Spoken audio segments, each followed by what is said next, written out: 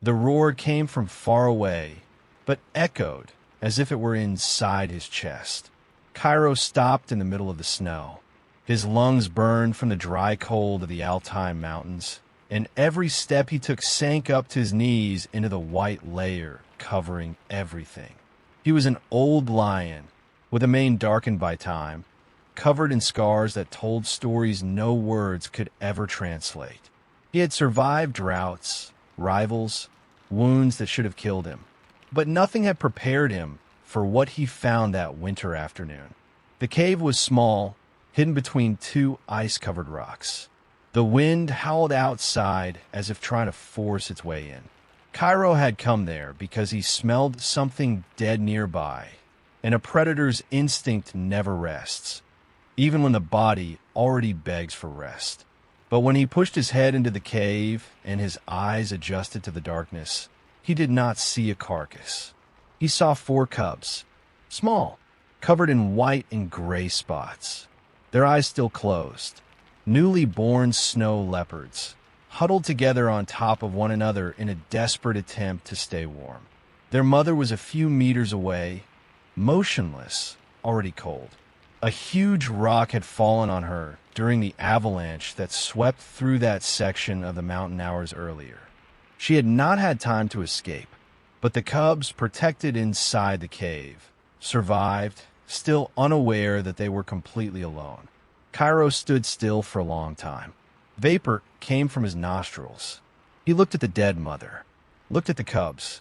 There was a logic in that world he had known since birth. Predators do not raise the offspring of other predators. Nature has no room for that kind of thing. But there was also something no logic can explain, that silent weight that tightens inside a being when it looks at a helpless creature and realizes it is the only thing standing between it and death. He entered the cave. The weakest of the 4 cubs let out such a tiny sound it was almost lost in the wind. Cairo slowly lowered his head, as if any sudden movement could break something far too fragile. He touched his muzzle to the trembling little body. The cub tried to move toward the warmth, and it was that gesture, so simple, so instinctive, that changed everything. No one knows exactly what happened in Cairo's mind at that moment. Maybe he remembered something.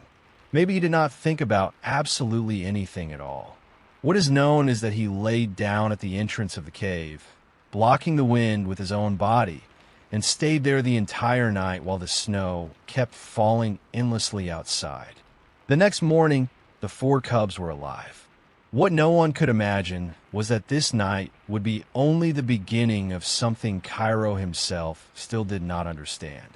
There was one detail in that cave he had noticed, but that still did not make complete sense.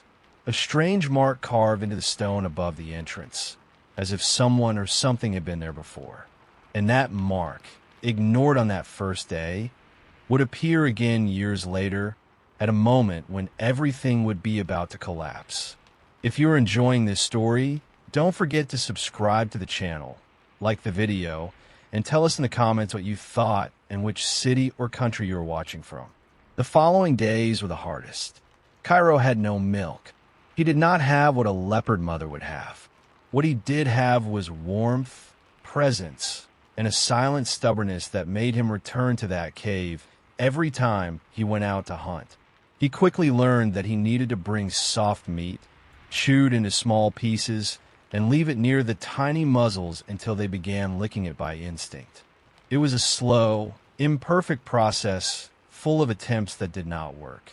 The smallest of the 4 cubs, the one that had made the almost imperceptible sound on the first night, was the one that worried him most.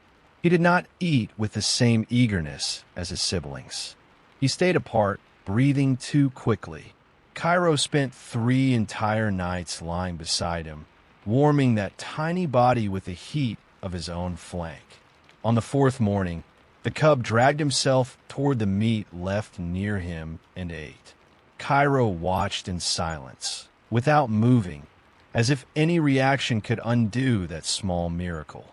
The other 3 were growing at a surprising speed. They had names now, not given by humans, but defined by the behavior of each one. The most restless climbed the cave rocks nonstop and was constantly falling. The second spent hours staring at the entrance, as if waiting for something he still did not know how to name. The third was the one who stayed closest to Cairo, sleeping pressed against his mane with a trust that made absolutely no sense within the laws of that wild world. Cairo taught what he knew. He showed them how to track footprints in the snow, how to position themselves against the wind so prey would not sense them, how to wait. Patience was the hardest lesson, and the leopard cubs had an energy that overflowed in every direction, but little by little they learned. Not the way they would have learned from a leopard mother. The way Cairo knew, direct, severe when necessary, but never cruel. Winter slowly gave way to a cold, hesitant spring. The cubs were no longer so small. They could already see clearly, already run, already hunt insects and lizards with a comical seriousness that made the air around them feel lighter. But there was something Cairo still had not told anyone. Something about that mark on the cave stone, which he had seen again somewhere else, carved into the trunk of a tree 3 days' walk from there. The mark appeared for the third time in the summer. This time it was carved into the stone ground near a river that cut through the valley below the mountains. Cairo stood still before it for a long time. It was a simple symbol, 3 overlapping curved lines, but there was something in the precision of the marks that suggested intention. That was not the work of wind or erosion. Someone was leaving signs, and those signs followed the same path Cairo and the cubs traveled. He said nothing. There was no way to say it, but he changed their route that afternoon, turning toward a higher section of the mountain, where the view stretched farther and any approach would be noticed in advance. The cubs found the change strange without complaining. They already trusted him enough to follow without questioning. The 4 had grown in a way that drew attention. They were true snow leopards, agile and silent like mist descending the mountain, but they carried something different in their behavior. They hunted with the patience of a lion. They waited longer than instinct demanded. They observed before acting. They were complete predators, but with a layer of calm uncommon for their species. Cairo had left a mark on them that no trained eye could see, but that was present in every movement they made. The oldest of the 4, the one who used to spend hours watching the cave entrance when he was a cub, developed a strange habit. Every dawn, before anything else, he climbed to the highest rock in the area and stood still, staring at the horizon. Cairo never truly knew what he was searching for, but every morning he was there, motionless against the clear sky, as if guarding something that had not yet arrived. It was on one of those mornings that Cairo realized he was becoming slower, not from one day to the next. It was gradual, like everything time does without asking permission. The climb that once felt natural began to demand more effort. The long walks left a dull pain in his hind legs that rest could not ease. He had lived a long life for a lion. He knew what those signs meant. What he did not know was that someone had been watching his every step over the past months, and that someone was about to make a move. They came at dawn, when the light had not yet decided whether to stay. There were 4 of them, large hyenas from the south, with that characteristic posture of those who never attack head-on. They surrounded Cairo in an open clearing, far from the cave, far from any cover. He had gone down alone to drink water from the river, and that was exactly where they waited. It was no coincidence. It was an ambush planned with a patience that rivaled his own. Cairo roared. The sound came out rougher than he would have liked, and the hyenas noticed. The largest of them stepped forward a few paces, testing him. It backed away when he moved, but without hurry, without real fear. They knew what they were looking at. An old predator, alone, far from the territory he knew. The kind of situation that rarely ends well for whoever stand to the center of the circle. He fought. He knocked down the first one that attacked with a strike that still carried enough strength to make noise. Blood ran from his right shoulder when a second came from his blind side. He turned, struck back, lost his balance for a fraction of a second that was enough for the third to bite his left hind leg. He fell sideways into the mud by the riverbank. The hyenas stepped back, reorganizing. It was the moment they had been waiting for. Then the silence changed texture. There was no roar, no warning. The four leopards came down the slope as if they were part of the mountain itself, without sound, without hesitation. The one who watched the horizon every morning had seen the hyena's movement before any attack began. He had woken his siblings without a sound, mapped out the path along the mountain's flank where the terrain favored those descending, and waited for the exact moment. The hyenas did not have time to reorganize their strategy.